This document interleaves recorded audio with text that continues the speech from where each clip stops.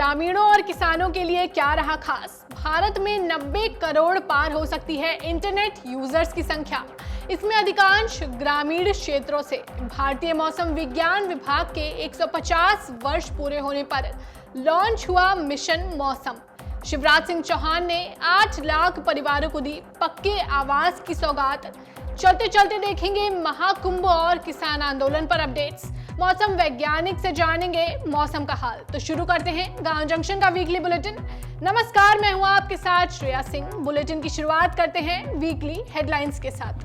2025 तक 900 मिलियन के पार होगी इंटरनेट यूजर्स की संख्या। इनमें अधिकांश ग्रामीण क्षेत्रों से। पीएम मोदी ने की मिशन मौसम की शुरुआत। मध्य प्रदेश में 14 लाख परिवारों को मिलेगा आवास।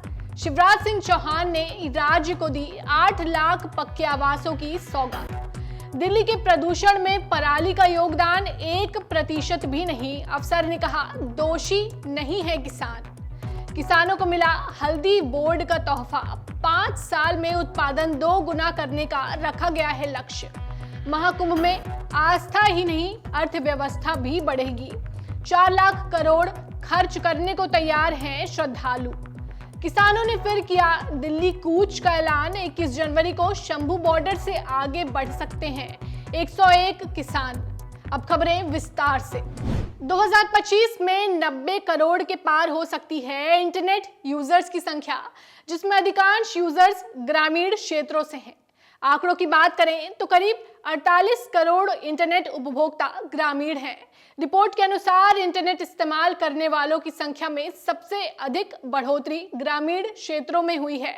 इसका मुख्य कारण डिजिटल सामग्री में भारतीय भाषाओं का बढ़ता उपयोग बताया जा रहा है। ये जानकारी IAMI द्वारा जारी इंटरनेट इन इंडिया रिपोर्ट 2024 में दी गई है। वर्ष 2021 में इंटरनेट यूजर्स के मामले में ग्रामीणों ने शहरी लोगों को पीछे छोड़ दिया था और तब से ये आंकड़े तेजी से बढ़ रहे हैं। वर्ष 2024 में देश के 55% इंटरनेट उपभोक्ता ग्रामीण भारत से थे। जानते हैं रिपोर्ट में और क्या कहा गया है। उपभोक्ता प्रतिदिन औसतन 90 मिनट इंटरनेट पर बिताते हैं, जिसमें ग्रामीण 89 मिनट इंटरनेट सर्फिंग में बिताते हैं।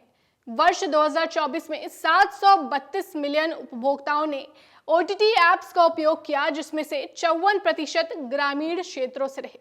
डिजिटल कॉमर्स साइट्स पर पिछले साल 480 मिलियन उपभोक्ता आए, जिनमें से 40% ग्रामीण क्षेत्रों से थे।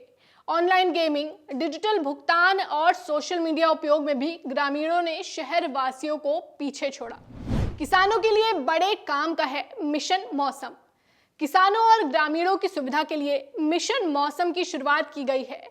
ये मिशन भारत को मौसम की विभिन्न परिस्थितियों के लिए तैयार रहने और जलवायु के प्रति जागरूक बनाने के लिए डिजाइन किया गया है। पीएम नरेंद्र मोदी ने भारतीय मौसम विज्ञान विभाग के 150वें स्थापना दिवस पर इसकी शुरुआत की। जानते हैं क्या है इसकी खासियत। मिशन मौसम से मौसम निगरानी में मिलेगी तकनीकी उन्नति। मौसम पूर्व अनुमान की सटीकता में होगा सुधार। जलवायु परिवर्तन अनुकूलन बेहतर होगा। जलवायु अनुसंधान में क्षेत्रीय सहयोग पर जोर दिया जाएगा। मौसम और जलवायु प्रतिक्रियाओं की समझ बेहतर होगी। अत्याधुनिक कंप्यूटिंग प्रणालियों का एकीकरण होगा। वायु गुणवत्ता की निगरानी की जा सकेगी। कार्यक्रम के दौरान पीएम मोदी ने कहा कि 10 साल पहले सिर्फ 10% किसानों और पशुपालकों को मौसम से जुड़ी जानकारी मिलती थी। आज ये संख्या 50% से ज्यादा हो गई है। भारत मौसम की हर परिस्थिति के लिए तैयार रहे। भारत एक क्लाइमेट स्मार्ट राष्ट्र बने, इसके लिए हमने मिशन मौसम भी लॉन्च किया है। मिशन मौसम सस्टेनेबल फ्यूचर और फ्यूचर रेडीनेस को लेकर भारत की प्रतिबद्धता का भी प्रतीक है। मध्य प्रदेश में गरीबों के लिए बनेंगे पक्के मकान। राज्य में 12,636 करोड़ रुपए की लागत से गरीबों के लिए पक्के मकान बनाए जाएंगे। इससे 1 साल में 14 लाख पक्के आवास बनकर तैयार होंगे। केंद्रीय मंत्री शिवराज सिंह चौहान ने पीएम आवास योजना ग्रामीण के अंतर्गत आवंटन पत्र प्रदान किए। शिवराज सिंह ने कहा कि 8 लाख परिवारों को अप्रैल मई तक आवासों की सौगात मिलेगी। केंद्रीय मंत्री ने एमपी के लिए शुरू की गई अन्य पहलों का भी जिक्र किया। 3,68,500 मकान प्रधानमंत्री जी के आशीर्वाद से सितंबर में दिए थे, लेकिन मन अभी भरा नहीं है। आपको देख के दिल है कि मानता नहीं, और इसलिए आज उसमें 8,21,190 मकान और जोड़े जा रहे हैं। मतलब 8,21,190 मकान इसी वित्तीय वर्ष में, अभी जनवरी चल रहा है, वित्तीय वर्ष खत्म हो जाएगा मार्च में, इसी वित्तीय वर्ष में मध्य प्रदेश को और दिए जा रहे हैं ताकि तेजी से मकान बन जाएं। दिल्ली के वायु प्रदूषण के लिए किसान दोषी नहीं है। आमतौर पर हर साल धान कटाई के समय दिल्ली एनसीआर में वायु प्रदूषण एक गंभीर समस्या बनकर उभरता है। इस बार भी ऐसा हुआ, लेकिन वायु गुणवत्ता प्रबंधन आयोग ने प्रधानमंत्री कार्यालय को बताया कि दिल्ली के प्रदूषण स्तर में पराली जलाने की घटनाओं का केवल 1% ही योगदान है। एक अधिकारी ने कहा कि दिल्ली की बिगड़ती वायु गुणवत्ता के लिए पंजाब और हरियाणा के किसानों को जिम्मेदार नहीं ठहराया जा सकता। हरियाणा के अतिरिक्त मुख्य सचिव अशोक खेमका ने जनवरी 2023 में जारी की गई टेरी की रिपोर्ट का हवाला देते हुए कहा कि सड़क और खुले क्षेत्र की धूल खराब वायु गुणवत्ता में महत्वपूर्ण योगदान देती है। पराली जलाना स्थानीय वायु गुणवत्ता के लिए हानिकारक है और इसे रोका जाना चाहिए, लेकिन पंजाब और हरियाणा के किसानों को दिल्ली में खराब होती वायु गुणवत्ता के लिए दोषी नहीं ठहराया जा सकता। कृषि विशेषज्ञ देवेंद्र शर्मा ने भी एक अध्ययन का हवाला दिया जिसमें कहा गया था कि वाहनों का योगदान प्रदूषण में 14% है। हल्दी किसानों के लिए केंद्र सरकार का बड़ा तोहफा। केंद्र सरकार ने देश में हल्दी और हल्दी उत्पादों को बढ़ावा देने के लिए राष्ट्रीय हल्दी बोर्ड की स्थापना की है। बोर्ड ने अगले 5 सालों के लिए लक्ष्य भी निर्धारित किया है। केंद्रीय वाणिज्य और उद्योग मंत्री पीयूष गोयल ने उत्तरी तेलंगाना के निजामाबाद में बोर्ड के कार्यालय का उद्घाटन किया। उन्होंने कहा कि निर्यात को बढ़ावा देने के लिए राष्ट्रीय हल्दी बोर्ड अंतर्राष्ट्रीय स्तर पर नए बाजार खोलने में मदद करेगा। बता दें कि भारत दुनिया का सबसे बड़ा हल्दी उत्पादक, उपभोक्ता और निर्यातक देश है। देश में 3 लाख हेक्टेयर क्षेत्र में हल्दी उगाई जाती है और 11 लाख टन उत्पादन होता है। कैसे सप्लाई चेन को और प्रमोट किया जाए जिससे टर्मरिक का उत्पादन भी बढ़े और खपत भी बढ़े। क्वालिटी और सेफ्टी स्टैंडर्ड्स अच्छे बनाना, इसकी जो मेडिसिनल प्रॉपर्टीज है, औषधि के रूप में जो ये काम कर सकता है, इसका कोविड के दिनों में काफी अच्छा प्रभाव है और इसकी R&D बढ़ाई जाए।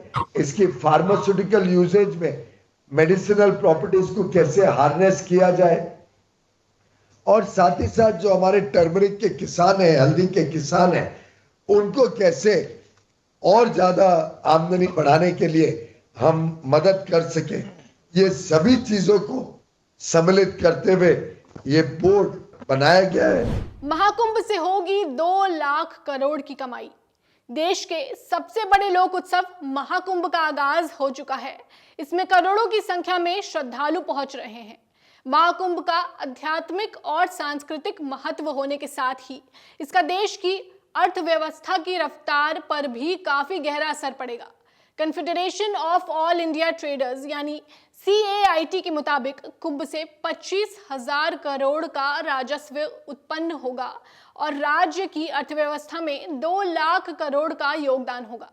महीने भर चलने वाले इस आयोजन में करीब 40 करोड़ लोगों के आने का अनुमान है, जिससे स्थानीय बिजनेस, पर्यटन और रोजगार को काफी बढ़ावा मिलेगा। जानते हैं CAIT ने रिपोर्ट में और क्या कहा है। आर्थिक उछाल में आवास और पर्यटन का सबसे बड़ा योगदान होने की उम्मीद है। स्थानीय होटल, गेस्ट हाउस आदि से 40,000 करोड़ का बिजनेस हो सकता है। पैकेज्ड खाद्य पदार्थ, पानी आदि से 20,000 करोड़ रुपए जुटाने का अनुमान है। धार्मिक वस्तुएं जैसे तेल, दीपक, गंगाजल, अगरबत्ती का योगदान 20,000 करोड़ रुपए हो सकता है।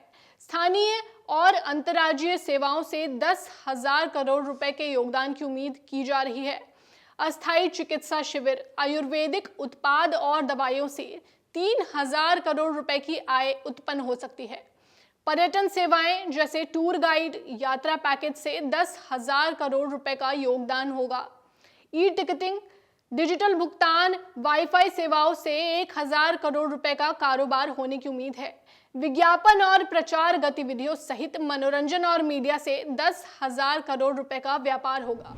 अब बात किसान आंदोलन 2.0 पर। किसान नेता जगजीत सिंह डल्लेवाल के आमरण अनशन को 53 दिन पूरे हो चुके हैं। बुधवार को किसानों के एक समूह ने डल्लेवाल के साथ एकजुटता दिखाते हुए आमरण अनशन शुरू कर दिया। वहीं डल्लेवाल ने अपने अनशन के दौरान किसी भी तरह की चिकित्सा सहायता लेने से इनकार कर दिया है, जिससे उनकी तबीयत और खराब हो गई है। डल्लेवाल की हालत पर सुप्रीम कोर्ट ने सुनवाई के दौरान पंजाब सरकार से उनकी हेल्थ रिपोर्ट मांगी। वहीं पंजाब सरकार ने शीर्ष अदालत से कहा कि पंजाब के किसानों को मनाने के लिए उनके संगठनों के साथ बात चल रही है। इस बीच किसान संगठनों ने बड़ा ऐलान किया है। शंभू बॉर्डर से 21 जनवरी को 101 किसान फिर दिल्ली की तरफ पैदल कूच करेंगे। किसान मजदूर संघर्ष मोर्चा के नेता सरवन सिंह पंधेर ने कहा कि बॉर्डर पर आंदोलन जारी रहेगा, फिर चाहे इसमें कितना ही लंबा समय क्यों न लग जाए और चाहे कितनी ही कुर्बानियां क्यों ना देनी पड़े। चलिए अब बात मौसम के हाल पर। अभी पिछले हफ्ते 10 mm का बारिश हो गया था। इसी के कारण अभी अगले हफ्ते कोई भी इरिगेशन देने की जरूरत नहीं है। और ये भी है इस हफ्ते आने वाले हफ्ते में भी लास्ट में एक 5 दिन के इसमें बारिश फिर होने का उम्मीद है और 10 mm का बारिश होने का उम्मीद है। और ये भी है मैक्सिमम टेम्परेचर होगा 19 और 20 के बीच में रहेगा और मिनिमम टेम्परेचर होगा 8 से 9 डिग्री सेंटीग्रेड होगा। गेहूं में अभी भी दीमक का प्रकोप है, तो पिछले हफ्ते जो बताया है वही फॉलो कर लीजिए। और ये अच्छा है, क्लोरोपाइरिफॉस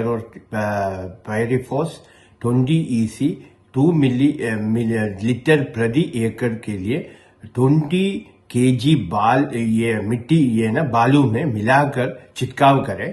और मौसम में ध्यान रखते हुए अभी सलाह है कि सरसों के फसल में चौपा कीट का निरंतर निगरानी करें और वो जो प्रारंभिक अवस्था में है उसी पत्ते को तोड़ दीजिए, नष्ट कर दीजिए। और इस मौसम में तैयार बंद गोभी, फूल गोभी आदि का रोपाई मेड़ों में कर सकते हैं। इस मौसम में पालक, मेथी की बुवाई कर सकते हैं और पत्तों के बढ़वार के लिए 20 किलो यूरिया प्रति एकड़ में दर से छिड़काव कर सकते हैं।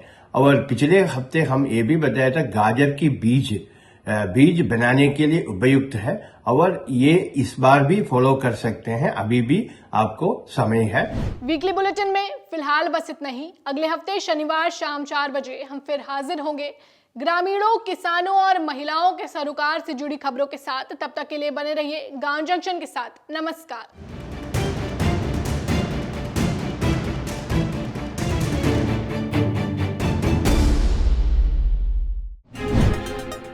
गांव जंक्शन को सभी सोशल मीडिया प्लेटफॉर्म्स पर फॉलो करें।